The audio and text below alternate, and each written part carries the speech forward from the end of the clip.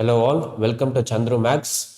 Thumbnail பார்த்துருப்பீங்க, அதுலேயே உங்களுக்கு தெரிஞ்சிருக்கும் இது என்ன என்ன சீரீஸ் வரப்போகுது அப்படின்னு சொல்லிட்டு. இந்த சீரீஸில் நம்ம ஃபோக்கஸ் பண்ணுறது ஆர்ஆர்பி குரூப் டி 2025 பிஒக்யூஸ். Okay, that is clear. ஏன்னா குரூப் டி வரப்போகிற குரூப் டிக்கு நீங்கள் ப்ரீவியஸ் இயர் எப்படி சால்வ் பண்ணி பார்த்து யூஸ் பண்ணிக்கலாம் அப்படின்றதுக்காக தான் இந்த சீரீஸ் கொண்டு வந்திருக்கோம். ஓகே, இந்த சீரீஸ் எப்படி இருக்க போகுது அப்படின்றத ப்ரீஃபாக நான் எக்ஸ்பிளைன் பண்ணிடுறேன்.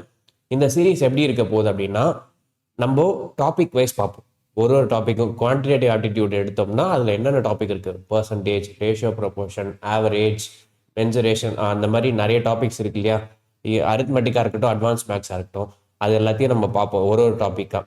தென் ஒரு டாபிக் எடுத்தோம் அப்படின்னா அதை வந்து டைப் வைஸாக பிரிப்போம். ஓகேவா, டாபிக் எடுத்தோம்னா டைப் வைஸாக பிரிச்சிருப்போம். இப்போ ஃபார் எக்ஸாம்பிள் இங்கே நம்ம பார்க்க போகிறது பர்சன்டேஜ் டாபிக்னு வச்சுக்கோங்க. இந்த பர்சன்டேஜ் டாப்பிக்கில் டைப் 1 இன்கம், ஃபைண்ட் எக்ஸ்பெண்டிச்சர். ஓகேவா, இந்த மாதிரி சில டைப்ஸ் இருக்கும். ஸோ இந்த டைப்ஸ் எல்லாத்தையும் நாங்கள் என்ன பண்ணியிருப்போம்னா ஐடென்டிஃபை பண்ணியிருப்போம். இந்த டைப்ஸ் ஐடென்டிஃபை பண்ணி இந்த டைப்பில் இருக்க கொஷின் எல்லாத்தையும் அடுத்தடுத்து வச்சுருக்கோம். ஓகேவா, இது எப்படி உங்களுக்கு யூஸ்ஃபுல்லாக இருக்கும் அப்படின்னு பார்த்தீங்கன்னா, டைப்பில் ஒரு கொஷின் நான் இங்கே உங்களுக்கு எக்ஸ்பிளைன் பண்ணிடுவேன். டைப்பில் இருக்க ரிமைனிங் கொஷின்ஸ் எல்லாமே உங்களுக்கு ப்ராக்டிஸ். ஓகேவா, இது எப்படி யூஸ்ஃபுல்லாக இருக்கும்னா, எக்ஸாம் ஃபேஸ் பண்ணும்போது எந்த எக்ஸாமாக இருக்கட்டும், ஆர்ஆர்பி குரூப் டியாக இருக்கட்டும், இல்லை யூஜியாக இருக்கட்டும், அண்டர் கிராஜுவேட்டாக இருக்கட்டும், இல்லை என்டிபிசி கிராஜுவேட்டாக கூட இருக்கட்டும், நீங்கள் வந்து இல்லை எஸ்எஸ்சி, ஈவன் எஸ்எஸ்சி எக்ஸாம்ஸாக கூட இருக்கட்டும், எக்ஸாமில் போயிட்டு நீங்கள் இந்த கொஷின் வந்துச்சு அப்படின்னா யோசிக்காமல் இந்த மெத்தட் அப்ளை பண்ணால் உங்களுக்கு ஆன்சர் வந்துடும் அப்படின்ற மாதிரி அப்ரோச்சை நம்ம இங்கே பார்க்க போகிறோம். ஓகேவா, நீங்கள் ரொம்ப திங்க் பண்ணிட்டு இருக்கோம் அதில் என்ன பண்ணணும், என்ன கண்டுபிடிக்கணும் அப்படின்ற மாதிரி எதுவுமே பெருசாக யோசிக்காமல் சிம்பிள் இதை பண்ணால் உங்களுக்கு ஆன்சர் அப்படின்ற மாதிரியான டைப்பாக பிரித்து உங்களுக்கு இதை கொண்டு வந்திருக்கிறதுக்கு காரணமே வந்து அதை ப்ராக்டிஸ் பண்ணி நீங்கள் பழகிக்கணுன்றதுக்காக தான். நான் ஒரு மாடல் எக்ஸ்பிளைன் பண்ணிட்டேன் அப்படின்னா ரிமைனிங் ஒரு 10 கொஷின் இல்லை 15 கொஷின் இல்லை சம் டாபிக்ஸில் 20 கொஷின் கூட இருக்கும் சம் டைப்புக்குள்ள. அதை நீங்கள் ஒரு ட்ரில் மாதிரி, ஓகேவா, ட்ரில்னா என்ன பண்ணும், பண்ண விஷயத்தையே திரும்ப திரும்ப பண்ணிட்டு இருப்போம் ஆழமாக பதிகிற வரைக்கும். அந்த மாதிரி இது ட்ரில் மாதிரி கன்சிடர் பண்ணி நீங்கள் எல்லாத்தையும் ப்ராக்டிஸ் பண்ணிட்டீங்கன்னா உங்களுக்கு ஸ்ட்ராங்காக அது பில்ட் ஆயிரும். ஸோ இது எல்லாமே பேசிக் லெவல் கொஷின்ஸ் தான். ஓகேவா, குரூப் டின்றதுனால பேசிக் லெவல் கொஷின்ஸ் தான் இருக்கும். இது வந்து கான்செப்ட்லாம் உங்களுக்கு பில்ட் பண்ணும். இது வந்து உங்களுக்கு பேசிக்ஸை நல்லா டெஸ்ட் பண்ணக்கூடிய கேள்விகளாக இருக்கும். ஸோ இப்போ நீங்கள் இது யூஸ் பண்ணி நீங்கள் ஃபவுண்டேஷனை ஸ்ட்ராங் பண்ணிக்கலாம். ஓகேவா, ஸோ இந்த சீரீஸ்க்கான பர்பஸ் என்னது, ஈஸியாக சால்வ் பண்ணக்கூடிய கொஷின்ஸ் டைப் வைஸ் அரேஞ்ச் பண்ணப்பட்டிருக்கும். ஒரு டைப்பை நீங்கள் இங்கே சால்வ் பண்ணுறதை பார்த்துட்டு அடுத்தடுத்த கேள்வியை நீங்கள் சால்வ் பண்ணி பார்க்கணும். பிடிஎஃப் உங்களுக்கு கிடைச்சிரும். பிடிஎஃப் வந்து உங்களுக்கு டெலிகிராம் சேனலில் வரும். டெலிகிராம் சேனலோடைய கியூஆர் இங்கே கொடுத்துருக்கும். ஸோ இது வந்து உங்களுக்கு டெலிகிராம் சேனலில் அப்லோட் பண்ணுவாங்க வீடியோ வரும்போதே. ஸோ பிடிஎஃப் நீங்கள் அங்கே டவுன்லோட் பண்ணிக்கலாம். ஃப்ரீ பிடிஎஃப் தான். தென் டைப் வைஸ் அரேஞ்ச் ஆயிருக்கும் எல்லாமே. அண்ட் தென் டைப் வைஸ்க்குள்ளே அரேஞ்ச் ஆயிருக்க கொஷின்ஸ்க்கு சொல்யூஷன் இதுலேயே இருக்கும். அது சொல்யூஷன்றதோட ஆன்சர் கீ இதுலேயே இருக்கும். ஆன்சர் கீ எல்லா கேள்விக்கும் மார்க் பண்ணியிருக்கோம். நீங்கள் போய் எங்கேயுமே தேட வேணாம் எது கரெக்டான ஆன்சர்னு, அதுலேயே மார்க் பண்ணியிருப்போம். ஓகேவா, தென் இது வந்து முழுக்க முழுக்க ஃப்ரீ. இந்த பிடிஎஃப் நீங்கள் டவுன்லோட் பண்ணி இதை முழு பலன் எடுத்துக்கணும், இந்த ஃபுல் பெனிஃபிட் எடுத்துக்கணும், அவைல் பண்ணிக்கணுன்றது தான் எங்களோட ரெக்வஸ்ட். ஸோ தட் இதை நீங்கள் இதை யூஸ் பண்ணி வரப்போகிற எக்ஸாம்ஸை நல்லா ஃபேஸ் பண்ணணும், ஈஸியாக உங்களுக்கு ஃபேஸ் பண்ணணுன்றது தான் எங்களோட ஒரே கோல். ஓகேவா, ஸோ இப்போ ஃபஸ்ட்டு நம்ம இந்த பர்சன்டேஜோடைய ஃபஸ்ட் டாபிக் பர்சன்டேஜ், இதில் ஃபஸ்ட்டு டைப் எப்படின்னு பார்ப்போம். இப்போ ஃபர்ஸ்ட் டைப் எடுத்துட்டிங்கன்னா, man receives 1890 per month as salary. அதாவது என்ன சொல்ல வராங்கன்னு பாருங்கள். ஒருவர் மாதத்திற்கு 1890 ரூபாய் ஊதியமாக பெறுகிறார். அவர் ஒவ்வொரு மாதமும் தனது ஊதியத்தில் 30% சேமிக்கிறார். அவர் மாத செலவு என்னன்னு கேட்குறாங்க. சிம்பிள் கேள்வி தான். ஓகேவா, இது எல்லாமே ப்ரீவியஸ் இயர் கேள்வி தான். இது எதுவுமே வந்து புதுசாக நாங்கள் ஆட் பண்ணல, எதையும் ரிமூவும் பண்ணல. எல்லாமே ப்ரீவியஸ் இயர் கொஷின் தான். லாஸ்ட் இயர் கேட்கப்பட்ட ஆர்ஆர்பி குரூப் டியில் கேட்கப்பட்ட கேள்விகள் பிரத்யேகமாக அதை தான் டைப் வைஸ் அரேஞ்ச் பண்ணியிருக்கிறோம். ஸோ இப்போ இந்த கேள்வி ஈஸியாக வித்தின் செகண்ட்ஸ் தான் நீங்கள் எடுத்துக்கணும் சால்வ் பண்ணுறதுக்கு. என்ன பண்ணுவீங்க இந்த கேள்வி பார்த்தோன்னே, ஃபஸ்ட்டு இன்கம்ன்ற ஒரு விஷயம் ஞாபகம் வரணும். இன்கம் வந்து ரெண்டாக பிரியும் எப்போவுமே. ஒன்று எக்ஸ்பெண்டிச்சர், இன்னொன்று சேவிங்ஸ். ஓகேவா, இன்கம்ன்றது உங்களுக்கு கிடைக்க போகிற வருமானம். அந்த வருமானம் ரெண்டாக பிரியும் எப்போவுமே. ஒன்று எக்ஸ்பெண்டிச்சர், அதாவது செலவுகள், இல்லைன்னா சேமிப்பு. ஸோ இது ரெண்டு தான் எப்போவுமே நம்ம பண்ணுவோம். நம்மக்கிட்ட பணம் வந்துச்சுன்னா அதை வந்து ஒன்று செலவழிப்போம் இல்லை சேமிப்போம். இது ரெண்டு தவிர வேறு எதுவும் நம்ம பண்ண மாட்டோம். செலவழிக்கிறது எப்படி வேணால் செலவழிப்போம், சேமிக்கிறது சேமிக்கிறதும் பல விதமாக நம்ம சேமிப்போம். ஆனால் இது ரெண்டு தான் நம்ம பண்ணுவோம். ப்ரைமரியாக இது ரெண்டு தான் நம்ம பண்ணுவோம். இப்போ இவங்க என்ன சொல்கிறாங்க, 30% வருமானத்தை அவர் என்ன பண்ணுறாரு, சேர்த்து வைக்கிறாரு, சேவ் பண்ணுறான்னு சொல்கிறாங்க. ஸோ அப்போ இன்கம் வந்து எவ்வளோன்னு சொல்லியிருக்காங்க இவங்க. இன்கம் வந்து 1890. 1890 சொல்லிட்டாங்க. இது வந்து 100% எப்பவுமே இன்கம்ன்றது எப்பவுமே வந்து 100%. ஓகேவா? இந்த 100%த்துல 30% அவர் சேர்த்து வைக்கிறார், சேமிக்கிறார். அப்பனா 30% எவ்வளோன்னு கண்டுபிடிக்கணும். 100% 1890 அப்படின்னா 10% லாஸ்டா இருக்கிற ஒரு ஜீரோ மட்டும் ரிமூவ் பண்ணிட்டீங்கன்னா என்ன வரும்? 189. இதுதான் உங்களுக்கு 10%. 1%ன்றது 18.9. ஓகேவா? இது வந்து பர்சன்டேஜ்ல நம்ம டேபிள் காலம் இதெல்லாம் கோர்ஸ் வீடியோவில் இருக்கு, நீங்க பார்த்து கத்துக்கலாம். ஸோ இப்போ 10% வந்து 189ன்றது உங்களுக்கு தெரியும். 30ன்றது இன்டூ 3. ஸோ அப்போ 189 இன்டூ 3 தான் உங்களுக்கு 30%ஓட வேல்யூ. 189 இன்டூ 3 ஈஸியாக நீங்கள் கால்குலேட் பண்ணிடலாம். 300 plus 83 240. So 300 plus 240 540. 540 plus 27. So 567 வரும். ஓகேவா? 567. இது வந்து 30%. அதாவது சேவிங்ஸில் போட்டுருணும் 567. இப்போ 1890 இருக்கு இது வருமானமாக வருது. அதில் சேவ் பண்ணுறாரு. எவ்வளோ சேவ் பண்ணுறாரு? 567 சேவ் பண்ணுறாரு. அப்போ மிச்சம் உள்ளதே கண்டிப்பாக செலவு தான் பண்ணுவார். ஸோ அப்போ இதை சப்ட்ராக்ட் பண்ணிடுங்க. 1890 567 சப்ட்ராக்ட் பண்ணிடுங்க. ஸோ அப்போ 0லேருந்து 7 சப்ட்ராக்ட் பண்ணிங்கன்னா லாஸ்ட் டிஜிட் எப்படியும் 3 தான் வரும். ஸோ அப்போ ஆன்சரை பாருங்க. 3 எதில் லாஸ்ட் டிஜிட் இருக்குன்னு பாருங்க. அதான் உங்களோட ஆன்சராக இருக்கும். ஸோ அப்போ ஃபர்ஸ்ட் ஆப்ஷன்லேயே 3 இருக்குன்னா அதான் உங்களோட ஆன்சர். ஓகேவா?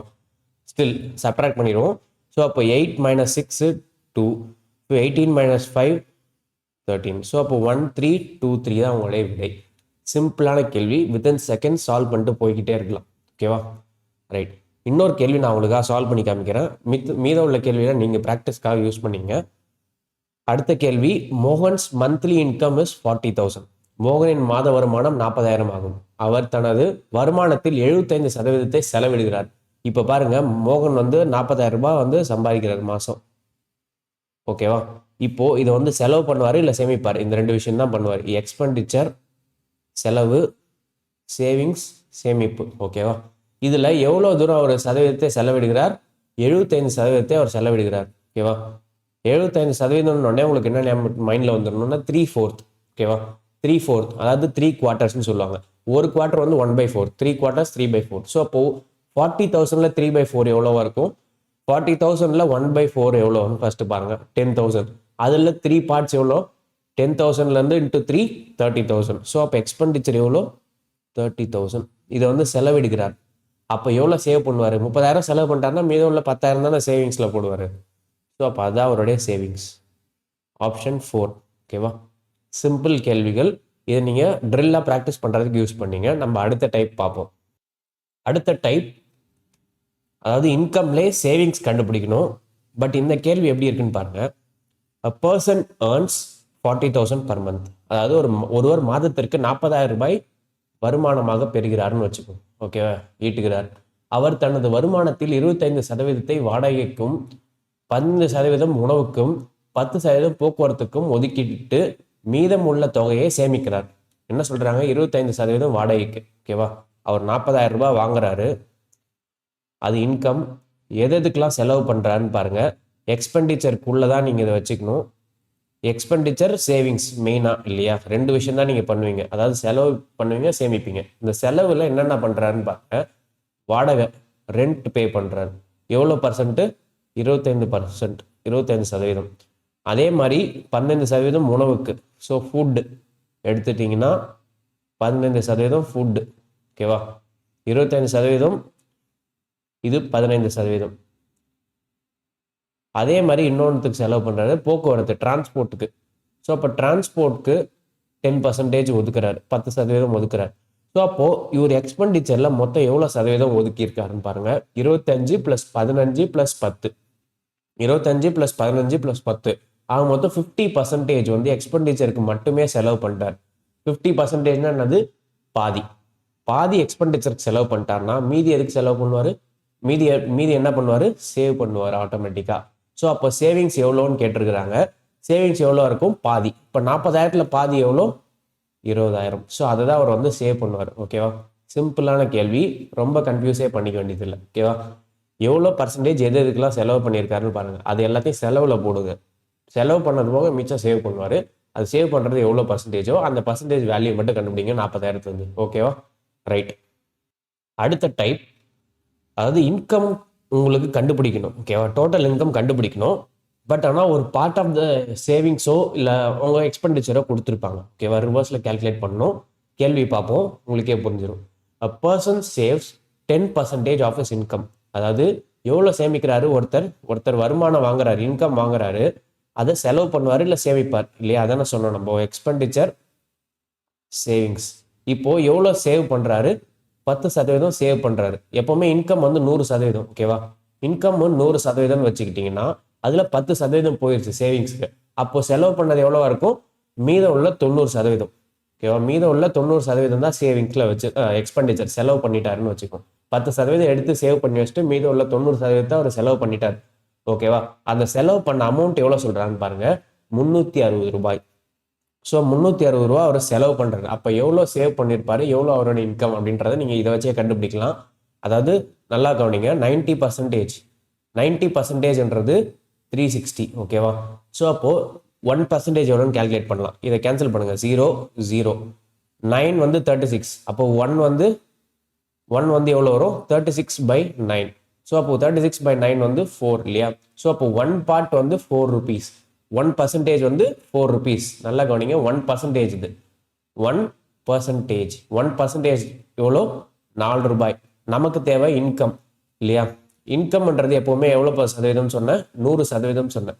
ஸோ அப்போ 100%ன்றது எவ்வளோவா இருக்கும்? இன்டூ 2 0 மல்டிப்ளை பண்ணிக்கணும். ஸோ அப்போ 400 வரும் இல்லையா?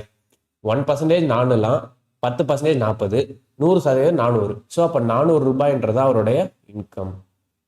ஓகேவா? ஸோ இங்கே இன்கம் தான் கேட்டிருக்கிறாங்க. ஸோ அப்போ 400 தான் உங்களுடைய விடை. இப்போது உங்களோட சேவிங்ஸ் எவ்வளோன்னு கேட்குறாங்கன்னு வச்சுக்கோங்க. சேவிங்ஸ் எவ்வளோ? 10%. 10% எவ்வளோ இருக்கும்? 40 வரும். ஸோ சேவிங்ஸ் எவ்வளோ? 40 ரூபாய். என்ன கேட்குறாங்களோ அதுக்கேற்ற மாதிரி ஆன்சர் பண்ணிக்கலாம். ஒன்ஸ் நீங்கள் அந்த 1% கண்டுபிடிச்சிட்டிங்கன்னா. ஸோ அதனால தான் நம்ம இது இம்பார்ட்டண்ட்டாக நம்ம ட்ரீட் பண்ணணும். இந்த 1% கண்டுபிடிக்கிறதுக்கு மட்டும் எப்படின்னு நல்லா தெரிஞ்சு வச்சுங்க. ஓகேவா? ரைட். அடுத்த டைப் இன்னொரு கேள்வி சால்வ் பண்ணுவோம். இதுலேயே வந்து உங்களுக்கு ஒரு கிளாரிட்டி கிடைச்சிடும். A person saves 20% of his income. If his expenditure is 320, then his income is, அதாவது ஒருத்தர் வருமானம் வாங்குகிறார், இன்கம் அதாவது 100% இன்கம், அதில் வந்து எவ்வளோ வந்து சேவ் பண்ணுறாருன்னு பாருங்கள். சேவிங்ஸில் 20%. ஸோ அப்போ 100ல் 20% சேவ் பண்ணிட்டாருன்னா எவ்வளோ செலவு பண்ணியிருப்பார்? மீதம் உள்ள 80% செலவு பண்ணியிருப்பார். ஓகேவா? 20% சேவ் பண்ணிட்டார், 80% செலவு பண்ணிட்டாருன்னு கொடுத்துட்டாங்க. இப்போது 320 தான் அந்த செலவு பண்ண அமௌண்ட்டு. ஸோ 320. ஓகேவா? ஸோ அப்போ என்ன கொடுத்துருக்குறாங்க? 80%ன்றது 320ன்னு கொடுத்துருக்குறாங்க. ஸோ அப்போ 1% எவ்வளோ? 1% எப்படி கண்டுபிடிப்பீங்க? 0 0 கட் பண்ணிக்கலாம். 8 32 அடிச்சிங்கன்னா 4 வரும். ஸோ திரும்ப அதே மாதிரி 4. 1% வந்து 4. இப்போ நம்ம கண்டுபிடிக்க வேண்டியது இன்கம் 100% கண்டுபிடிக்கணும். ஸோ அப்போ 100%னா 2 0 கூட்டிக்கணும். ஸோ அப்போ 2 0 மல்டிப்ளை பண்ணிங்கன்னா உங்களுக்கு 400 வரும். ஓகேவா? ஸோ அப்போ 400ன்றது தான் அவங்களுடைய இன்கம்.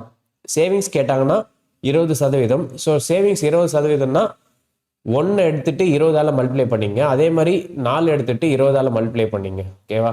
ஸோ அப்போ 4 × 20 80. ஸோ 80 ரூபாய் அவர் சேவ் பண்ணியிருக்கார். ஏன்னா 400 ரூபாயில் 320 ரூபா எக்ஸ்பெண்டிச்சர் செலவு பண்ணிட்டாருன்னா மீதம் உள்ள 80 ரூபா தானே சேவ் பண்ணியிருப்பாரு. லாஜிக்கலாக அதானே கரெக்டு. ஸோ இப்போ இப்படி தான் நீங்கள் அந்த 1% கால்குலேஷன் யூஸ் பண்ணி நீங்கள் என்ன கேட்குறாங்களோ அதை கண்டுபிடிக்கலாம். ஓகேவா? இப்போ பின்னாடி கொஷின்ஸ்லாம் நீங்கள் ப்ராக்டிஸ் பண்ணுங்கள். இதை அப்படியே விட்டுறாதீங்க. நான் டைப்புக்கு 1 இல்லை 2 கொஷின்ஸ் மட்டும் நான் உங்களுக்கு சால்வ் பண்ணி எக்ஸ்பிளைன் பண்ணிடுறேன். மீதம் உள்ள கொஷின் நீங்கள் ப்ராக்டிஸ் ட்ரில்லுக்காக வச்சுங்க. போட்டு பாருங்கள். மனசில் பதியிற வரைக்கும் அதை போட்டு ப்ராக்டிஸ் பண்ணிங்க. இது அட்வான்டேஜாக எடுத்து யூஸ் பண்ணிக்கங்க. ஓகேவா? இந்த மெட்டீரியலை. இந்த டைப் கொஞ்சம் முக்கியமான டைப். இதுதான் நிறைய பேர் கன்ஃபியூஸ் பண்ணிக்குவாங்க. ஸோ இந்த டைப்பில் இருக்க கேள்வி எப்படி இருக்குன்னு பார்ப்போம். அதாவது இன்கம் மல்டி ஸ்டெப் ஸ்பெண்டிங்.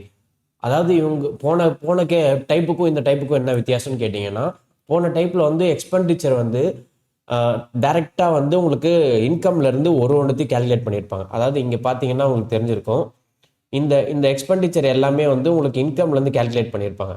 அதாவது இந்த எக்ஸ்பெண்டிச்சர் எல்லாமே உங்களுக்கு டைரெக்டாக இன்கம்லேருந்து பர்சன்டேஜாக கேல்குலேட் பண்ணியிருப்பாங்க. அதாவது 25% ரெண்ட்டுக்கு பே பண்ணுறாருன்னா டைரெக்டாக இன்கம்லேருந்து 100%லேருந்து 25% ரெண்ட்டுக்கு பே பண்ணியிருக்காரு. 15% ஃபுட்டுக்கு பே பண்ணியிருக்காருன்னா 100%த்தில் இருந்த, அதாவது 100% இன்கம்லேருந்து 15% ஃபுட்டுக்கு பே பண்ணியிருக்காரு. அதே மாதிரி தான் டிரான்ஸ்போர்ட்டேஷனுக்கு 100%னா இன்கம் 100%னா அந்த டிரான்ஸ்போர்ட்டேஷனுக்கு அந்த 100%லேருந்து 10%. ஆனால் இந்த டைப்புக்கு அப்படி கிடையாது. என்ன வித்தியாசன்றது கேள்வியை பார்த்து புரிஞ்சுக்கும். From the salary of an officer 10% is deducted as house rent. ஓகேவா? ஃபர்ஸ்ட் சேலரி ஆஃப் ஆஃபீஸர் எவ்வளோன்றதை நம்ம தோராயமாக ஃபிக்ஸ் பண்ணிக்குவோம். சேலரி ஆஃப் அன் ஆஃபீஸர் வந்து 100ன்னு ஃபிக்ஸ் பண்ணிக்கிட்டோம்னு வச்சுங்க. 100 ரூபாய் வாங்குறாரு. அதில் 10% எதுக்கு கழிச்சுக்கிறாங்க? ரெண்ட்டுக்கு, வருமானத்துலேருந்து 10%, அதாவது வாடகைக்கு 10%ன்றது தனியாக எடுத்து வச்சுருங்க, ரெண்ட். ஸோ ஃபஸ்ட்டு ரெண்ட்டை ரிமூவ் பண்ணிடுறேன். ரெண்ட் எவ்வளோ? 10%. இப்போது 100 ரூபாயில் 10% எவ்வளோ? 100 ரூபாயில் 10% 10 ரூபாய் இல்லையா? ஸோ அப்போ 10 ரூபாய் ரெண்ட்டுக்கு கொடுத்துட்டாருன்னா மீதம் உள்ள அமௌண்ட் எவ்வளோ இருக்கும் அவர் கையில்? 90 ரூபாய் இருக்கும். இது வந்து ரிமைனிங் அமௌண்ட்டுன்னு சொல்லுவோம். இப்போது ஆஃப் த ரிமைனிங், ஓகேவா? நல்லா கவனிங்க, தமிழில் பாருங்க. ஒரு அதிகாரியின் ஊதியத்திலிருந்து 10% வீடு வாடகையை பிடிக்கப்படுகிறது. அவரோட சம்பளத்திலிருந்து 10% பிடிச்சிட்டாங்க. மீதமுள்ள தொகையில், இதுல வந்து கீவேர்டே அதான், மீதமுள்ள, ஆஃப் த ரிமைனிங். ஸோ அப்போ ஆஃப் த ரிமைனிங், இந்த மாதிரி ரிமைனிங்னு ஒரு வேர்டு வந்துட்டாலே நீங்க இந்த தனியாக அந்த 90 இருக்கு இல்லையா, அந்த 90 இருந்தால் அடுத்தடுத்த ஸ்டெப் கால்குலேட் பண்ணணும். இதுதான் மல்டி ஸ்டெப் ஸ்பெண்டிங்னு சொல்லுவாங்க. ஸோ இப்போ அந்த 90 இருந்து அடுத்த பர்சன்டேஜ் நீங்கள் கால்குலேட் பண்ணணும். So spends 20% on convenience, 20% போக்குவரத்திற்காகும். இப்போ இந்த 20% எங்கேருந்து நீங்கள் கால்குலேட் பண்ணணும்னா 90 இருந்தால் கால்குலேட் பண்ணணும்.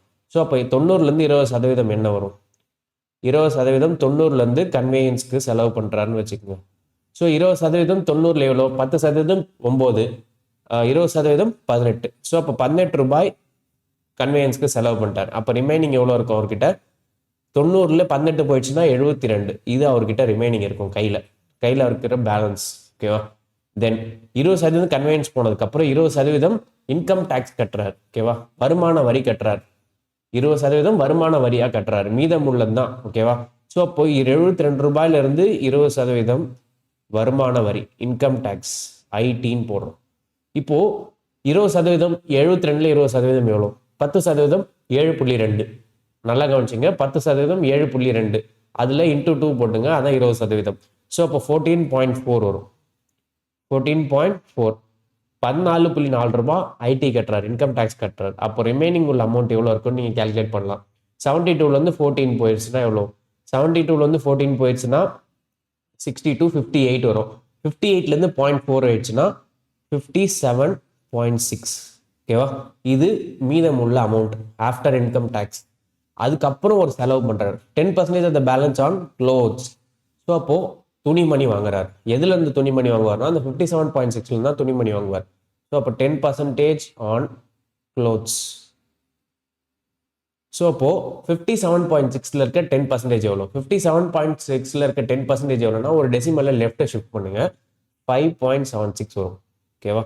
இதுதான் வந்து க்ளோத்ஸ்க்காக செலவு பண்ணுறாரு. அதாவது 100 ரூபாய் இருக்குது அப்படின்னா அந்த 100 ரூபாயில் 5.76% தான், ஒரு 5.76 ரூபாய் தான் வந்து எதுக்கு செலவு பண்ணுறாரு? துணிமணிக்கு. 10% அங்கேருந்து 100லேருந்து 10%, 10 ரூபாய் செலவு பண்ணுறாருன்ற கணக்கு தப்பு, அதை பண்ணக்கூடாது. ஸோ இப்போ 10% 100லேருந்து கணக்கு பண்ணக்கூடாது, மீதம் உள்ள அமௌண்ட்லேருந்து கால்குலேட் பண்ணிட்டே வரணும். அதுதான் கரெக்ட். ஓகேவா? ஸோ அப்போ 10% போட்டிருக்கே, 100ல் 10% 10 ரூபாய், அப்போ செலவு பண்ணிட்டாருன்னா தப்பு, அது தட் இஸ் ராங். தென் இப்போ மீதம் உள்ள அமௌண்ட் எவ்வளோ இருக்குன்னு பார்ப்போம். அவர் கையில் 57.6 ரூபாயிலேருந்து 5 ரூபாய் 76 காசு செலவு பண்ணிட்டார். ஓகேவா? இப்போ ரிமைனிங் எவ்வளோ இருக்குன்னு கால்குலேட் பண்ணுங்க, சப்ட்ராக்ஷன் தான். ஸோ அப்போ 4, 5 minus 5, 8, then 6, 1. ஸோ அப்போ 51.84. ஸோ 51 ரூபாய் 84 காசு இருக்கும் அவர் கையில். அதாவது 57.6ல் 5.76 செலவு பண்ணிட்டாருன்னா 51 ரூபாய் 84 காசு இருக்கும். அதை தான் இவங்க என்னன்னு சொல்கிறாங்க, 23,328ன்னு சொல்கிறாங்க. ஸோ அப்போது 51.84% தான் வந்து எவ்வளோ? 23,328. ஏன் இதை நான் பர்சன்டேஜாக எடுத்துக்கிறேன்? பர்சன்டேஜாக நான் இங்கே கொடுக்கவே இல்லையே, இங்கே நம்ம 100 தான் எடுத்திருக்கோம். அப்புறம் எப்படி இது பர்சன்டேஜ்னா, நம்ம 100 எடுத்ததுக்கு காரணம் வந்து அது ஈஸியாக பர்சன்டேஜுக்கு கன்வெர்ட் பண்ணுன்றதுக்காக தான். அதனால தான் நம்ம அது 51.84% எடுத்துக்க முடியுது நம்மளால. ஓகேவா? இப்போ அவருடைய டோட்டல் சேலரி எவ்வளோன்னு கேட்குறாங்க. இப்போ டோட்டல் சேலரி நம்ம அப்ராக்சிமேட்டாகவும் கண்டுபிடிக்கலாம், அக்யூரேட்டாகவும் கண்டுபிடிக்கலாம். இப்போ அப்ராக்சிமேட்டாக கண்டுபிடிச்சிங்கன்னா என்ன வரும்னா 50%. இது வந்து 51.84 50%, பாதிக்கு நடுவில், பாதிக்கு கிட்ட தானே இருக்குது. பாதிக்கு கிட்ட இருக்குன்னா இதை டபுள் ஆக்குங்க, உங்களுக்கு 100% கிடைச்சிடும். ஸோ இதை டபுள் ஆக்குனீங்கன்னா உங்களுக்கு எங்கே வருதுன்னு பாருங்கள். இந்த number 8 to 16, 2 to 4, 5, 3 to 6, 3 to 6, 2 to 4. So அப்போ 46,656 ரூபா வருது. ஸோ அப்போ 45,000 கிட்ட தான் வருது. ஏன்னா 51%, ஒரு பர்சன்டேஜ் எக்ஸ்ட்ரா இருக்கு, அதனால அந்த 6ன்றது மேலே போகுது. ஸோ அப்போ 45,000 கிட்ட இருக்குன்றதுனால 45,000 தைரியமாக ஆன்சராக போடலாம். இல்லை உங்களுக்கு அக்யூரேட்டாக கண்டுபிடிக்கணும் அப்படின்னு நினச்சிங்கன்னா நீங்கள் இதை எப்படி அக்யூரேட்டாக கண்டுபிடிக்கிறதுன்றது நான் சொல்கிறேன். ஏன் இது வந்து ஷார்ட்கட்டில் நீங்கள் இப்படி பண்ணலாம் அப்படின்னா 40,000க்கும் 45,000க்கும் பெரிய வித்தியாசம் இருக்குது. இப்போ இதுவே 43,000 44,000 கொடுத்துருந்தா இந்த ரிஸ்க் எடுக்கிறது கஷ்டம். ஆனால் இவங்க தெளிவாக வந்து 40,000 45,000 30,000 35,000 கொடுத்துருக்காங்க. ஸோ இப்போ இடைவெளி பார்த்தீங்கன்னா பெருசாக இருக்குது. ஸோ நீங்கள் இந்த மெத்தடை நீங்கள் அப்ரோச் பண்ணி நீங்கள் ஆன்சர் போட்டுடலாம். இதில் எந்த தப்பும் வராது. இல்லை நீங்கள் அக்யூரேட்டாக தான் கண்டுபிடிக்கணும்னு நினச்சிங்கன்னா 1% கண்டுபிடிங்க. 1% எப்படி கண்டுபிடிப்பீங்க அப்படின்னா 23328 டிவைடட் பை 51.84 வரும். அதை வந்து மேலே 100 மல்டிப்ளை பண்ணிட்டீங்கன்னா 5184 வந்துடும். ஸோ இதை கேன்சல் பண்ணோம் அப்படின்னா 5184 இன்ட்டு 4 டைம்ஸ் போடுங்க. 5184 வந்து அப்ராக்சிமேட்டாக உங்களுக்கு 20,000 கிட்ட வரும். ஏன்னா 5 4s 20 இல்லையா? ஸோ அப்போ என்ன வருதுன்னு பார்ப்போம். 4 4 16, 8 4 32, 33, 1 4 4 7, 5 4 20. ஸோ அப்போ 20,736 வருது. ஓகேவா? இப்போ 4 டைம்ஸ் பண்ணிட்டோம். பட் 23,000 தான் இருக்குது, 5,000 இது. ஸோ அப்போ 5 டைம்ஸ் வராது. அப்போ ரெண்டுத்துக்கும் நடுவில் பாதி ஹாஃப். ஸோ அப்போ 5184 பாதி எடுங்க, என்ன வருதுன்னு பார்ப்போம். பாதி எடுத்தீங்கன்னா 2 2 4, 5 2 10, 9 2 8, 2 2 4. ஸோ அப்போ 2592 இதை வந்து இதோட ஆட் பண்ணிக்கங்க. 2592. ஸோ 8 12 13 3 2. ஸோ அப்போ 23328 வந்துருச்சா? அதாவது 4 மடங்கு எடுத்தோம், அதுக்கப்புறம் அரை மடங்கு எடுத்தோம். ஓகேவா? நல்லா கவனிங்க. 4 மடங்கு அரை மடங்கு. ஓகேவா? கன்ஃபியூஷனே வச்சுக்காதீங்க. கன்ஃபியூஸ் பண்ணிக்கிறதுக்கு இல்லை, ஒன்றுமே இல்லை. அதாவது 4 மடங்கு எடுத்தோம், அதுக்கப்புறம் அரை மடங்கு எடுத்தோம். ஓகேவா? அந்த அரை மடங்கு இங்கே போடுறேன், 4 மடங்கு எடுத்தோன்றதை இங்கேயும் போடுறேன். ஸோ அப்போ 4.5 மடங்கு வந்துடும். இதை கேன்சல் பண்ணிங்கன்னா உங்களுக்கு 4.5 வரும்ன்றதா அதுக்கான மீனிங்.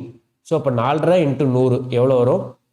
450. இது வந்து 1%. நல்லா கவனிச்சிங்க, இது வந்து 1%. நமக்கு தேவை டோட்டல் சேலரி. டோட்டல் சேலரி எவ்வளோ? 100%. ஸோ அப்போ அந்த 100% எவ்வளோவா இருக்கும்னா இன்னும் 2 0 ஆட் பண்ணிங்க, 45000.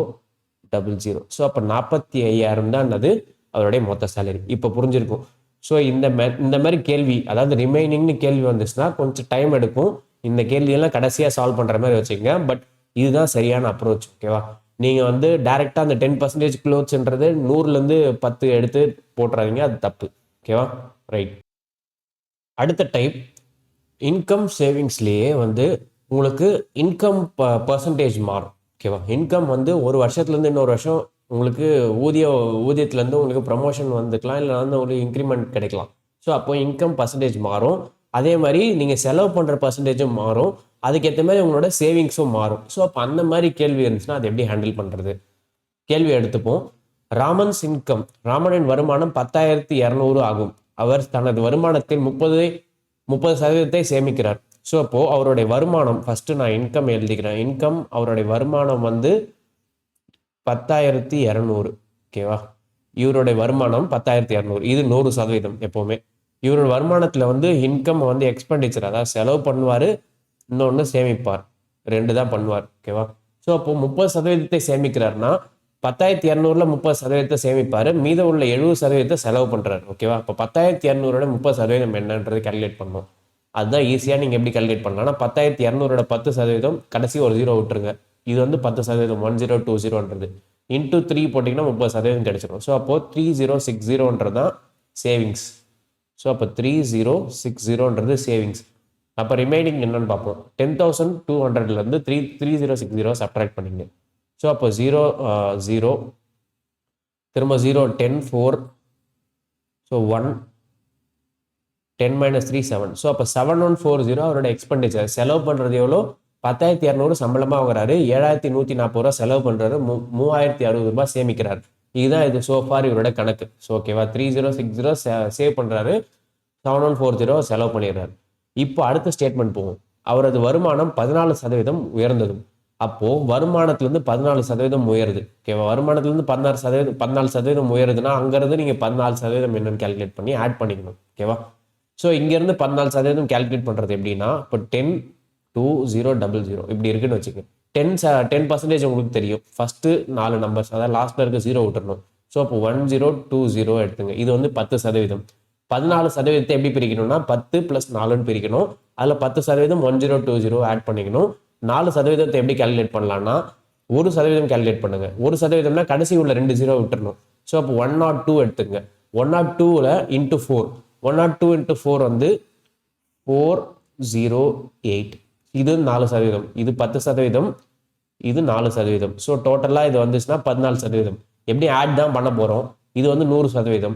ஸோ இப்போ இது எல்லாத்தையும் ஆட் பண்ணிங்கன்னா உங்களுக்கு 114% கிடைச்சிடும். ஸோ அதுதான் நான் இங்கே பண்ணிட்டு இருக்கேன். ஸோ இப்போ 8, 2, 2 + 4 6, 1 1. ஸோ அப்போ அவருடைய வருமானம், புது வருமானம் என்னது 11628. 14% உயர்ந்ததுக்கப்புறம் அவரோட வருமானம் 11,628. இப்போ அவருடைய செலவு எவ்வளோ உயருதுன்றாங்க, 40% உயருது.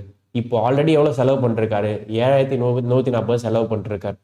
அதுலேருந்து உங்களுக்கு 40% கால்குலேட் பண்ணி ஆட் பண்ணிக்கோங்க. சேம் இதே மாதிரி இப்போ 7140 இருக்குல்ல, இது 100%. இதோடைய 10% 714. 714 இன்ட்டு 4 பண்ணிங்க. இப்போ 4 4 16, 144 5, 74 28. ஸோ இது வந்து உங்களுக்கு 40%. ஓகேவா? இப்போ இந்த 40% ஆட் பண்ணிக்கிட்டீங்கன்னா உங்களுக்கு 140% கிடைச்சிரும். இதுதான் அவருடைய செலவு, புது செலவு. ஸோ அப்போ ரெண்டுத்தையும் ஆட் பண்ணிடுங்க. 6 9 9 9. ஸோ அப்போ 9996. இதுதான் அவருடைய புது செலவு, 9996.